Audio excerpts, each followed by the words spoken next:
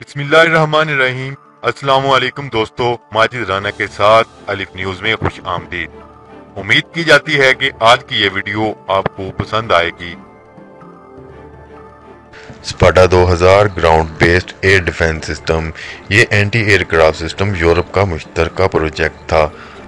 दोस्तों, स्पाडा 2000 सिस्टम किस तरह काम करता है और इसकी स्पेसिफिकेशन क्या है, इस पर बात करते हैं।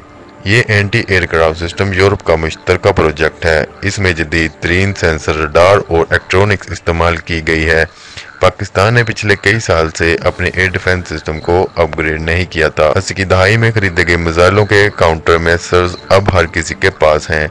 इसलिए पाकिस्तान ने 2006 में एक प्रोग्राम शुरू किया जिसमें लॉन्ग रेंज और medium range air defence system को अपग्रेड करना था। मीडियम रेंज मिसाइलों का सौदा इटली की MBDA से तय पाया, जिसमें पाकिस्तान ने 10 बैटरियां स्पाडा 2000 सिस्टम की खरीदी। हर बैटरी में 6 मिसाइल यूनिट और 3 रडार 3D RAC यूनिट होते हैं। इसके रडार की रेंज 60 किलोमीटर है और ये 100 टारगेट्स पर नजर रख सकता है और हर मिसाइल यूनिट में 6 मिसाइल होते हैं। ये बाआसानी C-130 जहाज से ट्रांसफर किया जा सकता है। इसकी रेंज 25 किलोमीटर तक है और ये रडार गाइडेड है और सुपरसोनिक मिसाइल है जो जहाज या उड़ते हुए मिसाइल को सेकंडों में तबाह करने की सलाहियत रखता है। इसकी कामयाबी की शरह 97% है। सिस्टम ट्रांसफर 2010 से शुरू हुआ जो कि 2012 के वस्त में मुकम्मल हुआ और इसके यूनिट और कंट्रोल स्टेशन को बॉर्डर के साथ सेटअप कर दिया गया है।